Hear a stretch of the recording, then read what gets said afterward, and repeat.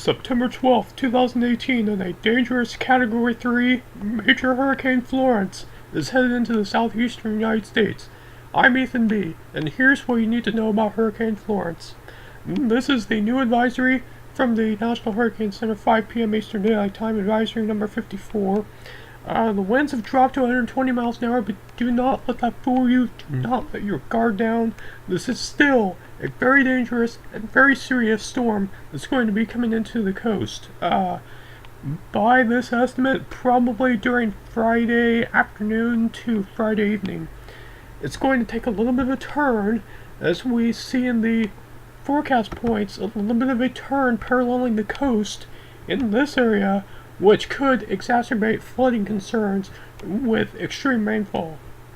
The National Weather Service has issued numerous hurricane and storm surge warnings along the coast of South and North Carolina, particularly along the North Carolina coast. There are also storm surge warnings. You should really note that. Storm surge warnings. These are very serious, relatively new warnings issued by the National Weather Service, which indicate a high potential for dangerous, life-threatening storm surge inundation. From the GFS, I want to show the predicted landfall. I'm clicking the wrong button.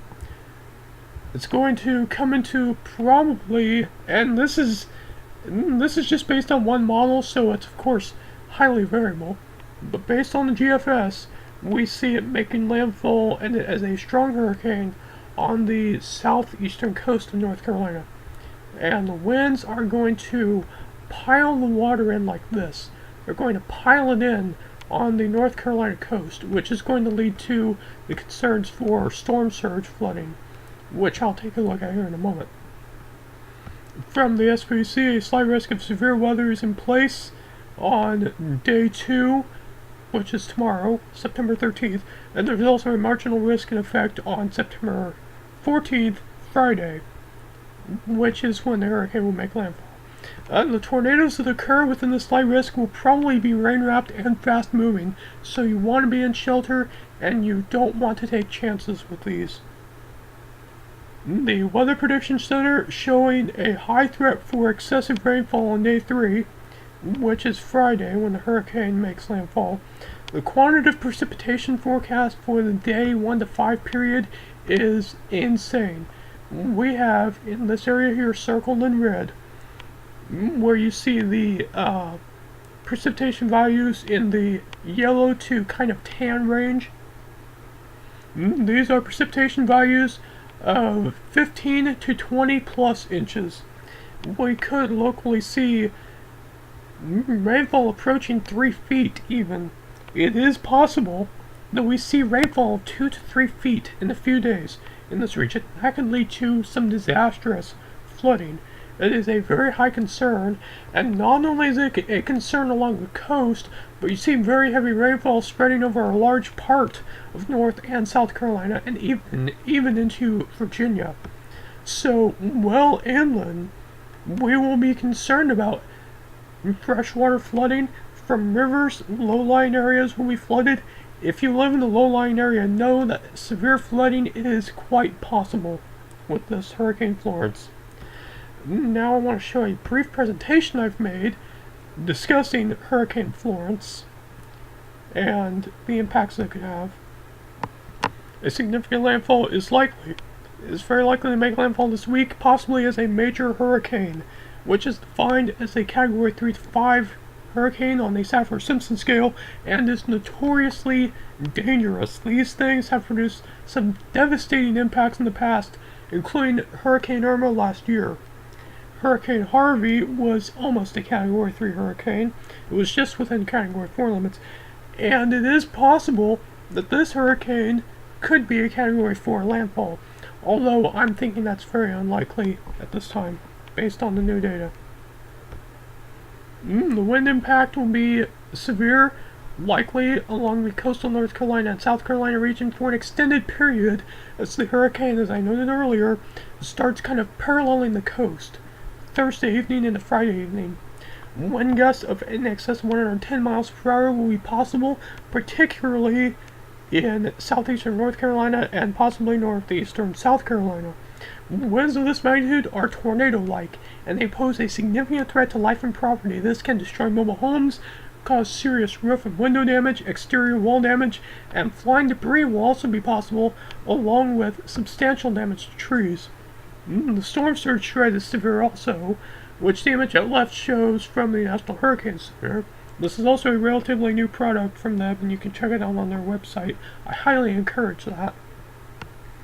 Maximum storm surge may reach values of 9 to 13 feet above ground, which will cause immense destruction in areas near the coast if it impacts a populated area, but will also be deadly if you're caught in it.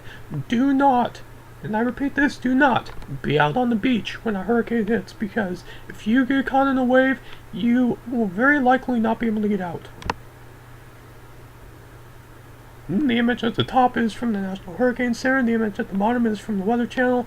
It's not picking up the whole thing, although I guess I could expand this, see if that did any good. Probably got the little ticker up here. Extreme rainfall threat. There's a potential for locally historic and disastrous rainfall over part of the region. Rainfall could exceed 25 inches and even approach 40 inches in some locations. This will likely produce major inland flooding, which poses a very serious threat to life and property and should not be ignored. You definitely need to pay attention to this.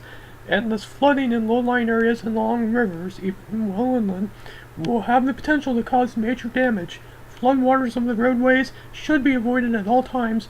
Turn around, don't drown.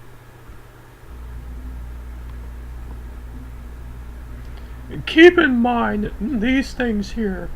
The track of Florence has changed some in recent outlooks, with a path paralleling part of the coast.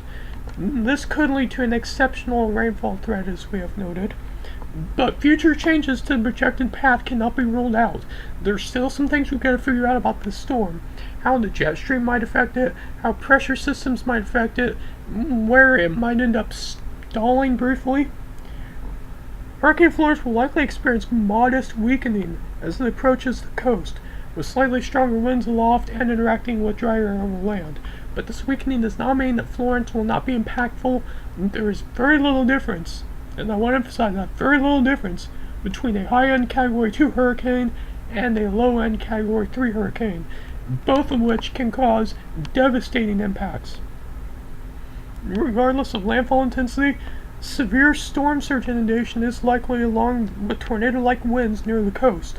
If you are caught in the path of this storm, you should be out by now if you are in an evacuation zone. But if you are not, and you are sheltering in place, treat it as you would a tornado, sheltering on the lowest floor of a sturdy home and building. Mobile homes will not do.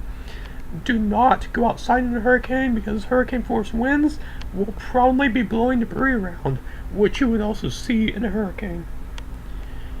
Any preparations that have not been completed yet must be done now.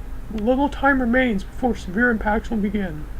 Heed all warnings from your local National Weather Service office, emergency management, local officials, and updates from the National Hurricane Center. And regardless of landfall intensity, remember this is a very dangerous storm. Thank you for viewing this video. I'm Ethan B. Continue to monitor new updates from the sources linked in the video description. The sources used for the images are linked in this description. Follow the Ethan B. Google Plus page, the link below, to get more updates from me as well, as this and other tropical cyclones are affecting the country. This has been a risk evaluation and overall discussion of Hurricane Florence coming into the United States, filmed on September 12th, 2018.